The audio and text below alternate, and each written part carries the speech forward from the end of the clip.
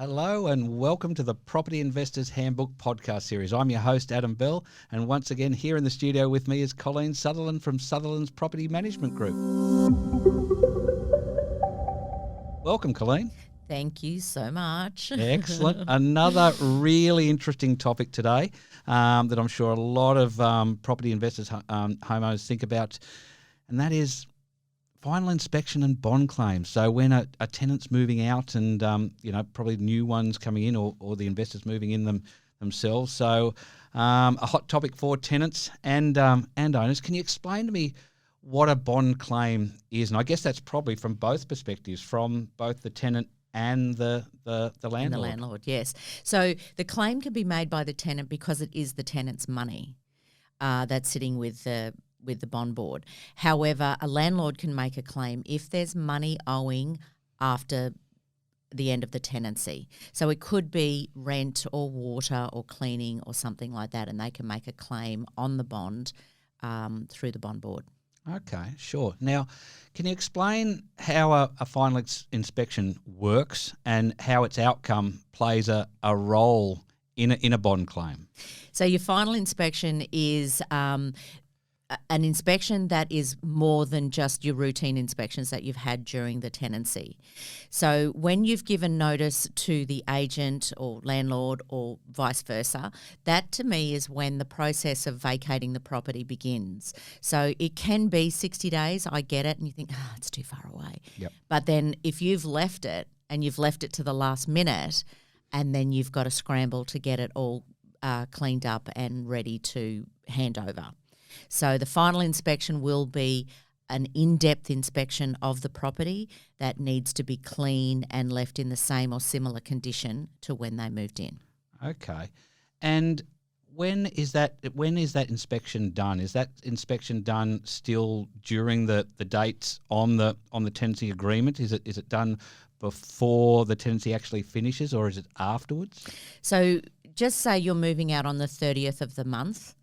The inspection gets done once you've handed in the keys, which means you've handed over possession, and you're claiming that the property is good and ready to be handed over and ready for the inspection to be done. You can either attend the inspection with the agent or the landlord, and that's a prearranged appointment, or you can do your inspection, your final inspection, and then the agent landlord will do theirs. Sure.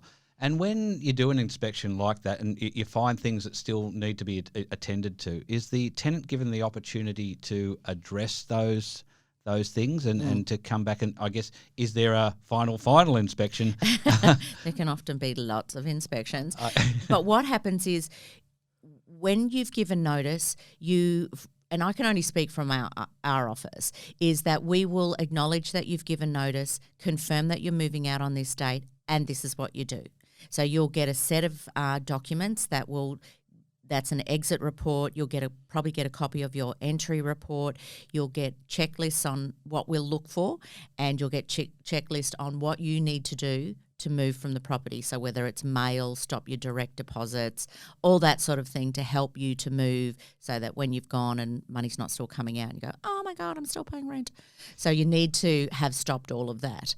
And then you'll get an exit report. As the tenant will get the report. That is the tenant's opportunity to go through and check everything and go, I didn't clean the bins, or I haven't cleaned the oven, or something like that. It's sort of a little trigger for you, so that when you move, the final inspection can be done swiftly and the transaction can be finalised as quickly as possible. Sure.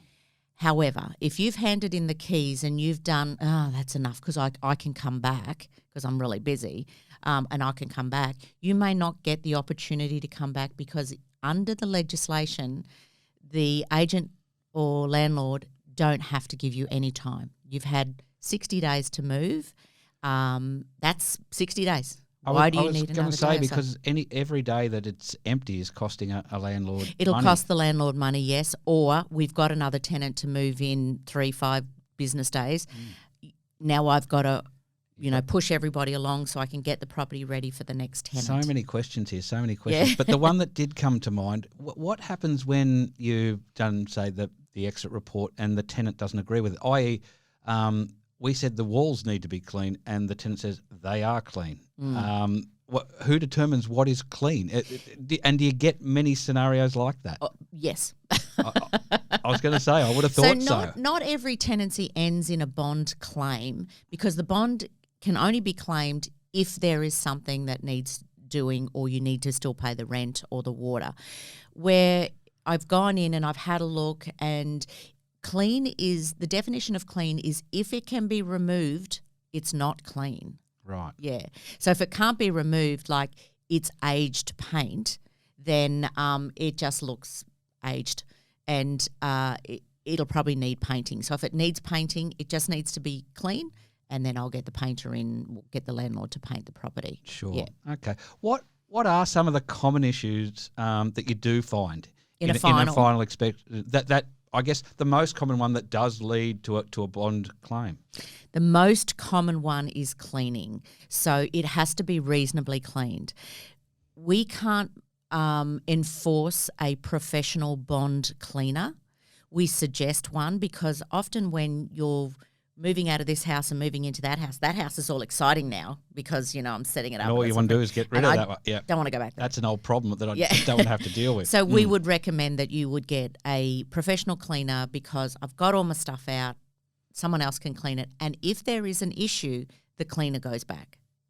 But if you've cleaned it and you haven't done the oven properly, or you haven't cleaned all the cobwebs off, or whatever, or you need to go redo the shower, you have to go back and do it instead of getting your cleaner to do it. So Sure. if you employ a cleaner, make sure they have a guarantee that they will go back, and then we just send them back. So the most common one is cleaning.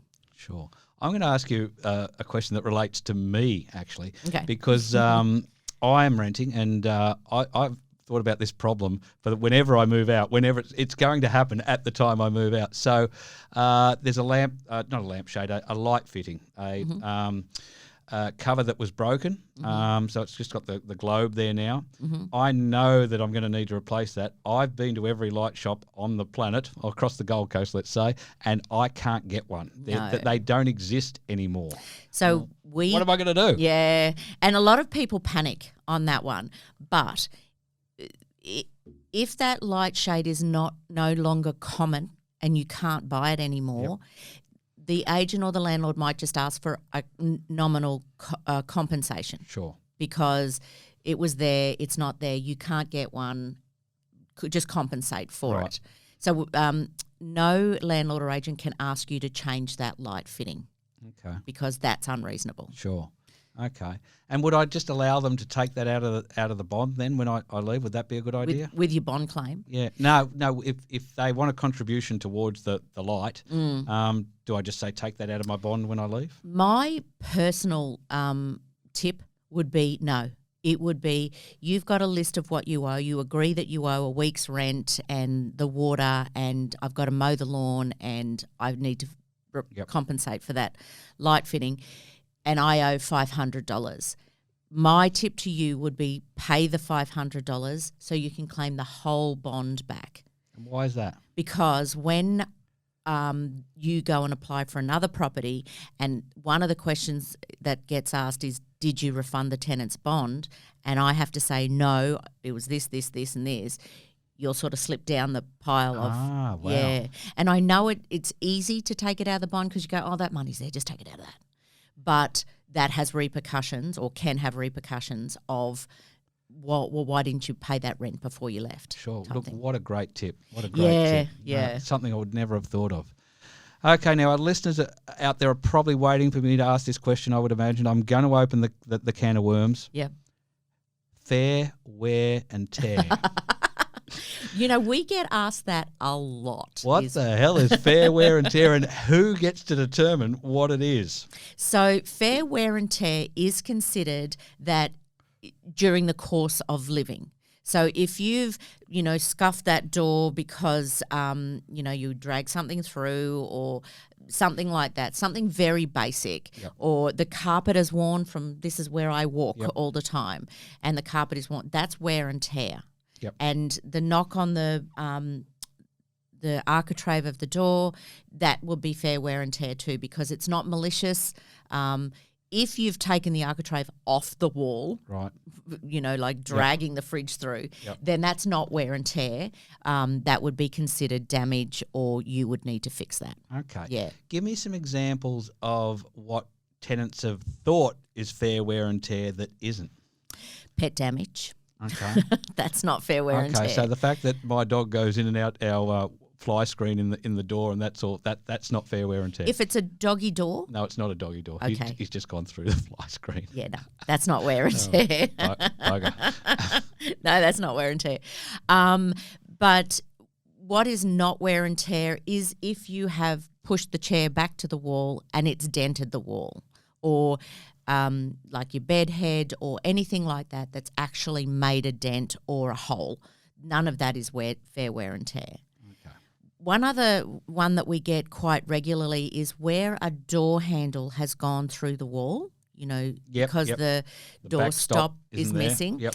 So if you've reported that door stop has come off or it's broken through the general course of use, and you've reported it and the landlord agent hasn't got that fixed and the door handle goes through the wall, that's not the tenant's responsibility. That's the landlord agent. So such a minor little thing like a door stop prevents the hole in the wall. Sure. So, yeah. How do you guys at Sutherland's deal with the final inspection, and because this must be the time when issues arise where It does. where differing opinions on wear and tear, on what was on the initial entry report versus the exit. How do you manage that whole process? It's when we do the final inspection, we just go through and write it all down of what we see needs attention. Then we go back and check it against the entry report. So if that was on the entry report, there's nothing that we can do about it, because if we've asked the landlord to do it, he didn't do it. It's like that. Yep. However, if there's things that are on the final report that's not on the entry report, that's where the negotiation starts. You've got to go back and fix that. So I mentioned before that there's no legislation that indicates that you get any more time to go back after you've handed the keys in.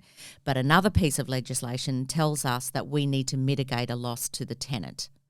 So is it a loss that we could have prevented by you going back and fixing that or cleaning that, Yep. and we've made an expense for no apparent reason? So we have to balance, mitigating a loss, but then, not having that time to go back. You would have got all these checklists. You would have got the final inspection. It's your choice whether you do that final inspection and look at those checklists and do what we're recommending. Yep.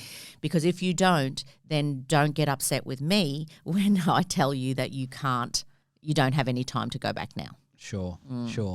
So how, in your experience, what sort of percentage of when you do handovers end up in bond claims? Look, a bond claim, and like I said, not everybody just pays that rent and the water and whatever. Take it out of the so bond. That's a bond claim, and it's fairly straightforward. Right. Another bond claim, it can be a bit more complex, where we're not agreeing on the cleanliness, we're not agreeing on the lawns. You did break that, and then that ends up in a bit of a dispute, and they're the genuine claims that we need to make. And I'm going to say probably 25%. Okay. And it's mainly because they haven't read the information or asked for advice. Sure. Because everything says, let me know if you've got need a hand. Look, I said in a previous episode just, how having a property manager find the right tenant for you is worth all the fees you pay alone. But I think, it sounds to me it's everything.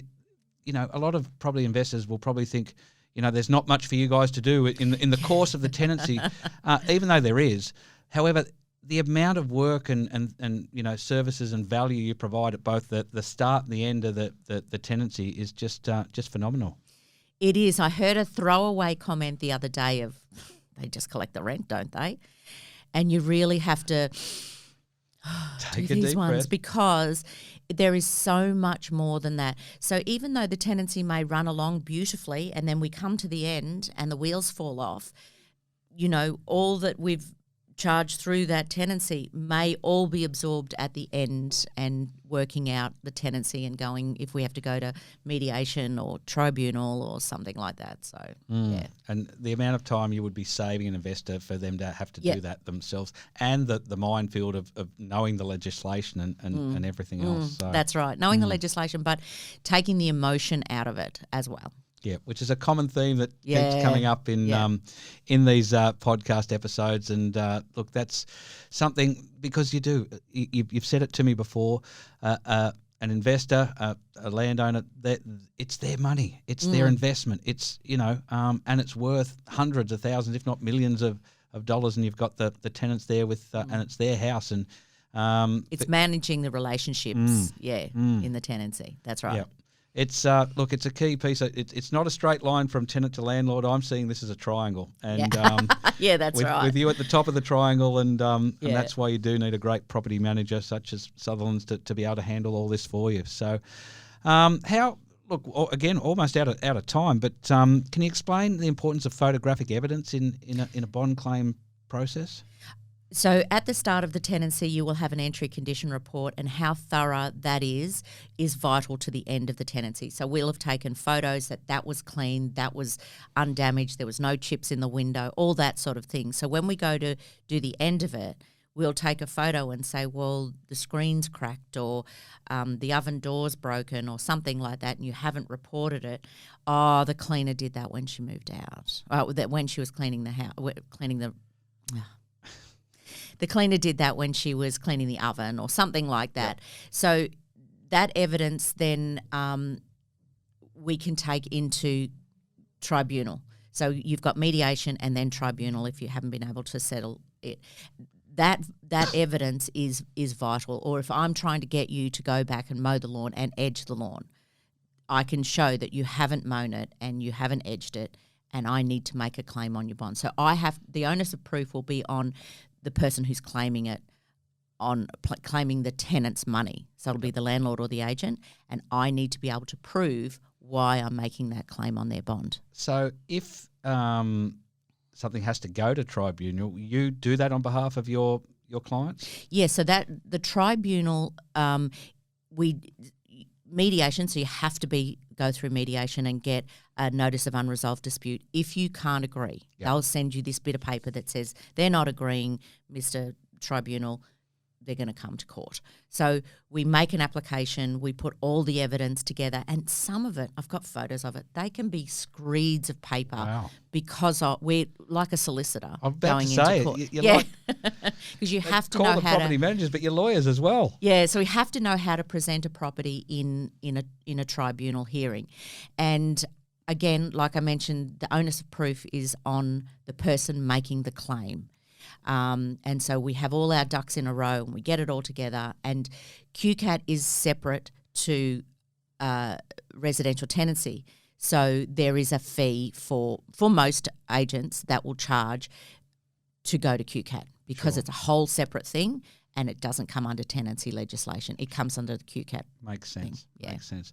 Look, it's been a wonderful to have you here today. I mean, there's so much more we could talk about with all this. Maybe we'll do another episode on this again because it is such a hard one with as I said, the triangle with the owner, the tenants, and you guys in the middle trying to sort it all out. But look, that's another great reason why they should have you in the middle to sort it all out for them. I think so. Couldn't imagine trying to do that all by yourself. So once again, thanks for coming in, Colleen. Where can people find you? You can Google me at Sutherland's Property Management Group, or my website is spmg.com.au. Fantastic. So join us again next week. These episodes drop every Thursday between 4 and 6. So jump on next week and look forward to seeing you again then. Thanks so much. Thanks.